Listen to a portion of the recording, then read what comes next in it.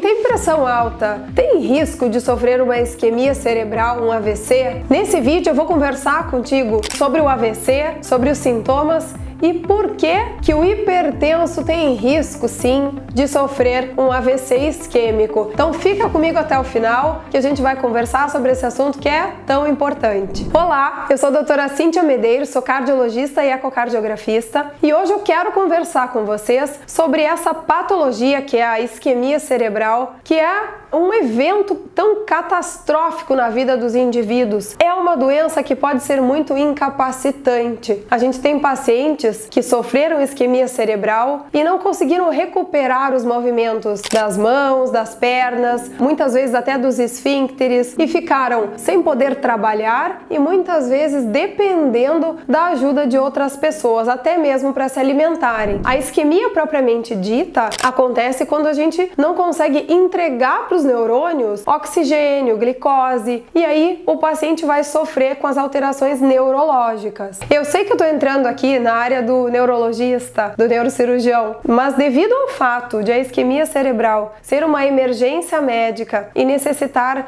de pronto atendimento, e esse evento tão complicado ser causado principalmente por doença cardiovascular como a hipertensão, então a gente acaba tendo que conversar sobre esse assunto para conhecer melhor essas patologias, como elas são interligadas e como é que a gente vai identificar um AVC rapidamente para poder tratar. Então, como é que a pressão alta pode causar uma isquemia cerebral? Existem várias maneiras de a hipertensão poder causar um AVC. Então eu vou citar aqui algumas delas que são mais prevalentes para que a gente possa se familiarizar. Primeira delas, a hipertensão, a pressão alta, é uma doença que predispõe as pessoas a produzirem entupimentos de gordura nas artérias. Então quando a gente tem esses entupimentos nas carótidas, na aorta, a gente pode desprender algum pedacinho, algum trombo, algum coágulo. A gente pode ter até a própria interrupção do fluxo com um entupimento, uma obstrução total de uma carótida. Um entupimento de artéria causado pela hipertensão poderia causar uma isquemia cerebral. Uma outra causa de isquemia relacionada à hipertensão é uma que a gente já conhece. A gente sabe que quem tem pressão alta tem risco de ter um infarto. E os pacientes que sofreram infartos podem ter cicatrizes no coração e juntar coágulos dentro do coração. Aí um dia aquele coágulo resolve sair do coração e subir pelas artérias do pescoço e chega lá e entope uma artéria. Então a gente tem um outro evento aí de isquemia cerebral por um coágulo que veio lá do coração. Uma outra situação também relacionada à hipertensão é que essa própria doença é um fator de risco para a gente ter uma arritmia chamada fibrilação atrial. A fibrilação atrial é uma arritmia muito comum nos idosos e muitas vezes a gente até nem tem sintomas quando tem fibrilação atrial. Mas o que ela tem de bem perigoso? Ela faz a gente juntar coágulos nos nossos átrios. São cavidades que ficam dentro do coração e esses coágulos podem se desprender da mesma forma que eu expliquei anteriormente e subir pelo pescoço e chegar lá, entupir uma artéria e não deixar chegar o oxigênio no cérebro. E aí a gente tem mais uma causa de AVC por causa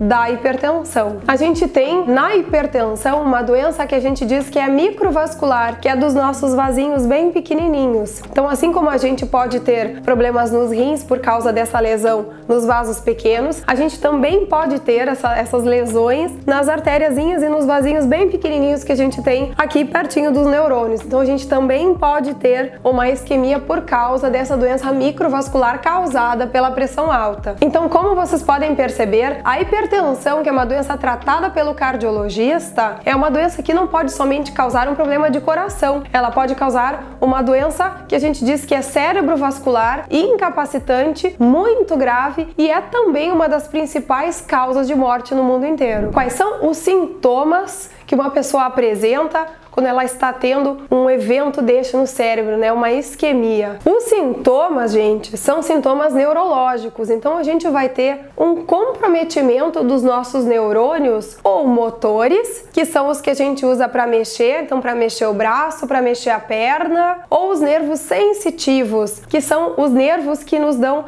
a sensação sensação que estão tocando na gente, de tato, de frio, de calor. Então a gente pode perder a sensibilidade de metade do corpo, de um braço, de uma perna. Isso é muito sugestivo de isquemia, quando a gente não consegue mexer um lado do corpo. A pessoa também pode apresentar como sintoma comum uma alteração na fala, então ela pode não conseguir articular as palavras, então ela pode não conseguir se expressar direito, pode falar coisas que você não entende, ou mesmo até parecer que quer dizer alguma coisa, mas não sai nada, então ela não consegue se comunicar. Então o que é importante aqui dessa minha conversa? Então, reconhecer os sintomas de um AVC, principalmente nos pacientes que têm risco. Agora a gente sabe que os hipertensos têm risco. A gente precisa tratar o AVC urgentemente, porque a gente sabe que a cada minuto de isquemia, mais de 1 milhão de neurônios vai morrendo. É muita sinapse, é muita perda de função. Então a gente precisa rapidamente levar esta pessoa ou pedir ajuda,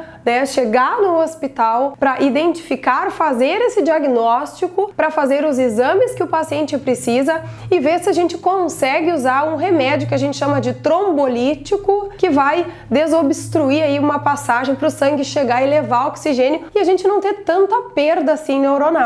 Então é isso, pessoal. Eu sei que esse assunto, ele é pesado, é difícil, mas a gente sabe que as doenças cardiovasculares e cerebrovasculares são as doenças que mais matam no mundo inteiro e no Brasil também. E a gente poderia tentar reduzir o número de mortes quando a gente consegue reconhecer essas condições rapidamente, como o infarto e o AVC, e a gente também poderia até evitar muitas vezes essas situações catastróficas quando a gente pudesse aí tratar as doenças crônicas que causam esses eventos tão desagradáveis. Se eu tirei as tuas dúvidas, se eu te esclareci alguma coisa nesse vídeo, então por favor, deixa o teu like. Eu já te pedi antes, vou pedir de novo, né? Compartilha esse vídeo com o maior número de pessoas possível. Te inscreve no meu canal, ativa o sininho das notificações para receber os meus próximos vídeos, deixa um coraçãozinho, comenta nesse vídeo que tu ajuda a plataforma a entregar melhor esse vídeo para outras pessoas. Um abraço e até o nosso próximo vídeo.